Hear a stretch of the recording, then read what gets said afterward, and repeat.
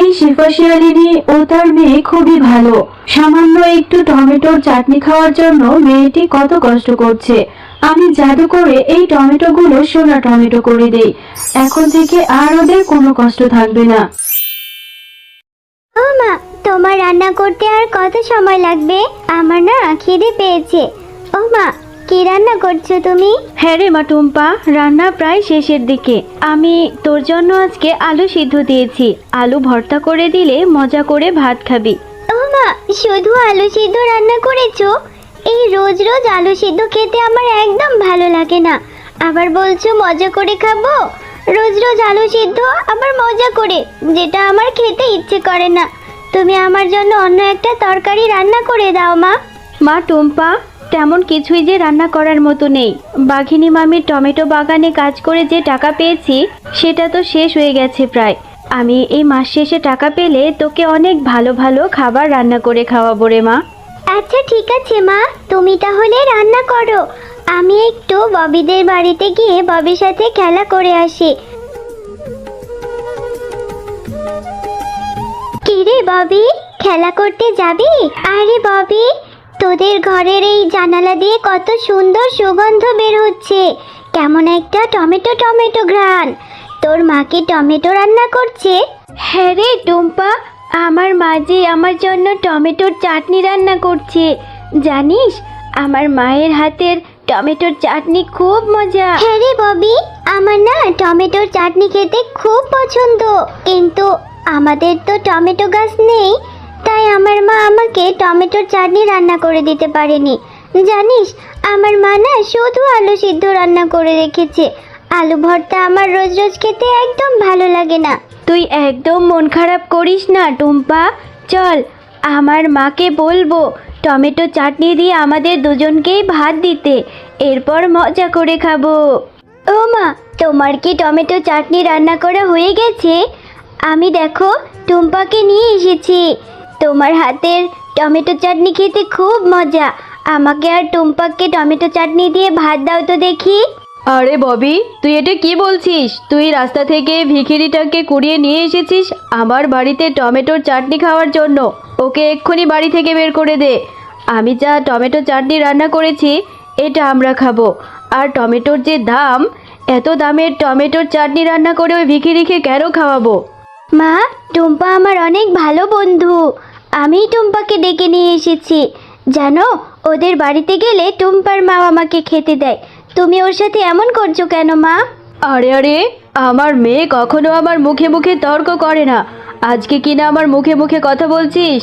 আরে এই টুম্পা, নিশ্চয় আমার মেয়েটাকে তুই ভুলিয়ে ভালিয়ে শিখিয়ে পড়িয়ে নিয়ে এসেছিস, তাই না?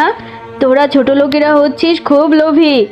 না বাঘিনী কাকিমা, আমি ওকে কিচ্ছু বলিনি। শুধু তোমার রান্নার সুগন্ধে আমার মনটা ভরে গেছিল, তাই আমি ববিকে বলেছি তুমি আমাকে একটু টমেটো চাটনি দাও না। আরে আরে, তুই আমার কাছে ছোচার মতো টমেটো চাটনি খেতে চাইছিস? জানিস টমেটোর কেজি কত করে? এক্ষুনি আমার বাড়ি থেকে বেরিয়ে যা বলছি। আর আমার মেয়ের সাথে খেলতে আসবি না তুই। কিরে টুম্পা, সে কখন গিয়েছিস? আমি তোর জন্য রান্না করে বসে আছি, এদিকে যে আমার কাজে যাওয়ার সময় হয়ে গিয়েছে। এত দেরি করলি কেন? ও মা, আমার না খুব টমেটো চাটনি খেতে ইচ্ছে করেছে। ববির সাথে খেলা করতে গিয়েছিলাম। ববির মা না অনেক মজা করে টমেটো চাটনি রান্না করেছে। জানো, ববির মাকে দিতে বলেছে, কিন্তু ববির মা আমাকে দেয়নি, দূর দূর করে তাড়িয়ে দিয়েছে। তুই টমেটোর চাটনি খাবি? এদিকে আমার কাছে যে কোনো টাকা পয়সাই নেই। আচ্ছা ঠিক আছে, বাঘিনী মামির টমেটো বাগান পরিষ্কার করে ফেরার সময় চেয়ে দুই একটা টমেটো নিয়ে আসবো। এরপর তোকে চাটনি রান্না করে দেব। তুই কোথাও যাসনি কিন্তু। আচ্ছা ঠিক আছে মা, যাও তাহলে। কয়েকটা বেশি করে টমেটো আনবে, অনেক চাটনি রান্না করে দেবে। তুমি টমেটো নিয়ে আসলে এরপরে আমি চাটনি দিয়ে ভাত খাবো। যাক, আজকে খুব তাড়াতাড়ি কাজগুলো শেষ করতে পেরেছি। টমেটোগুলো তো বাছাই করা হয়ে গেছে। এখন গাছগুলোতে পানি দিয়ে তাড়াতাড়ি বাড়ি যেতে হবে। ওদিকে আবার যে টুম্পা আমার জন্য অপেক্ষা করবে না খেয়ে। কিরে শেফা, আজকে তো দেখছি তাড়াতাড়ি কাজগুলো শেষ করে ফেলেছিস। এই টমেটোর ঝুড়িটা নিয়ে আমার বাড়ি পর্যন্ত পৌঁছে দিয়াই তো। হ্যাঁ বাঘিনী মামি, আজকে তাড়াতাড়ি টমেটো বাছাই করা শেষ করেছি। টমেটো গাছগুলোতে পানি দেওয়াও হয়ে গেছে। আপনি আমাকে এখান থেকে 2 থেকে 3টা টমেটো দিয়ে দিন না। ওদিকে মেয়েটা বাড়িতে অপেক্ষা করছে, টমেটোর চাটনি খাবে। আমি বাড়িতে গেলে চাটনি রান্না করে দেব, তবেই সে ভাত খাবে। আরে শেফা, গরিবের আবার এত শখ আহ্লাদ কিসের? তোর মেয়ে হচ্ছে গরিবের বাচ্চা, এত দামের টমেটো চাটনি খেতে হবে? ওই যে তোর পেছনে যেই পচা টমেটোগুলো বেছে রেখেছিস, ওই পচা টমেটোগুলো নিয়ে যা। কিছু কিছু অংশ ভালো হলে বেছে বেছে রান্না করে দিস। কিন্তু বাঘিনী মামি, ওই টমেটোগুলো যে সবই পচা। আমি একদম খুঁটে বেছে নষ্ট টমেটোগুলোই ওই ঝুড়িতে রেখেছি। ওগুলো যে একদমই খাওয়ার যোগ্য নয়। আরে শেফা, এত কথা বাড়াস না তো। নিলে নে, না নিলে না নে। আমার টমেটো এত সস্তা হয়নি যে সবাইকে ফ্রিতে দিয়ে দেব। টুম্পা, টমেটোগুলো একটা একটা করে বেছে দেখলাম, কোনো টমেটোই যে ভালো নেই। চল মা, অন্য সময় টাকা হলে তোকে চাটনি রান্না করে দেব। এখন আলু ভর্তা দিয়েই ভাত খেয়ে নে। আচ্ছা মা, তুমি আমার জন্য কত কষ্ট করে এই পচা টমেটোগুলো নিয়ে এলে। আমার আর টমেটো চাটনি খেতে হবে না। চলো এই টমেটোগুলো ফেলে দিই। আচ্ছা ঠিক আছে রে টুম্পা, এই পচা টমেটোগুলো ঘরের চালাতে রেখে দিই। এরপর বীজগুলো শুকোলে আমরা এই টমেটোগুলো আমাদের উঠোনে রোপণ করে দেব এক সময়। শেফা শিয়ালিনী ও তার মেয়ে খুবই অসহায়।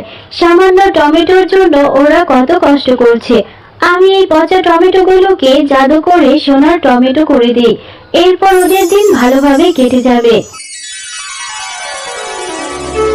ও মা, দেখেছো কালকে যে পচা টমেটোগুলো ফেলে দিয়েছিলাম, ওই পচা টমেটোগুলো থেকে কত কত সোনার টমেটো গাছ হয়েছে মা। হ্যাঁ রে মা টুম্পা, আল্লাহ আমাদের উপর দয়া করেছে রে মা। কিন্তু ওই পচা টমেটো থেকে এত এত সোনার টমেটো গাছ হয়েছে। এই সোনার টমেটোগুলো বাজারে বিক্রি করে তোর জন্য অনেক ভালো ভালো খাবার কিনে নিয়ে আসবো। হ্যাঁ মা, তুমি ঠিকই বলেছো। এখন শুধু টমেটোর চাটনি না, সাথে অনেক অনেক কাচ্চি বিরিয়ানিও খেতে পারবো। এই টমেটোগুলো বিক্রি করে আমার জন্য অনেক মজার মজার খাবার কিনে নিয়ে আসবে। এরপর শেফা শিয়ালিনী সেই সোনার টমেটোগুলো স্বর্ণের দোকানে নিয়ে বিক্রি করে দেয়, আর সেখান থেকে অনেক টাকা পেয়ে সে অনেক ভালোভাবে দিন কাটাতে থাকে। এই শেফা শিয়ালিনী কিছুদিন ধরে আমার বাড়িতে কাজে আসছে না। শুনেছি ওর বাড়িতে নাকি সোনার টমেটো গাছ হয়েছে। এই সোনার টমেটো গাছের রহস্য আমাকে জানতেই হবে। আমি আজকে রাতে গিয়ে ওই সোনার টমেটোগুলো চুরি করে নিয়ে আসব। শেফা শিয়ালিনীর সুখ আমার কিছুতেই সহ্য হচ্ছে না।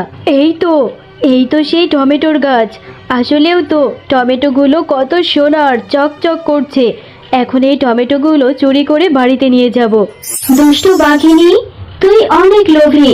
তুই ছোট্ট বাচ্চা মেয়েটিকে সামান্য কিছু টমেটোর জন্য কত কথা শুনিয়েছিস, আর আজকে এই সোনার টমেটো চুরি করতে এসেছিস। এই নে, শাস্তি ভোগ কর। আরে আরে, জাদুর সোনার টমেটো গাছ, আমাকে ছেড়ে দাও। আমি আর কখনো লোভ করব না। আমি আর কখনো কাউকে কষ্টও দেব না। এখন থেকে অসহায় গরিবদের পাশে থাকবো, সবাইকে সাহায্য সহযোগিতা করব। আমার গাটা যে পুড়ে যাচ্ছে, বাঁচাও আমাকে।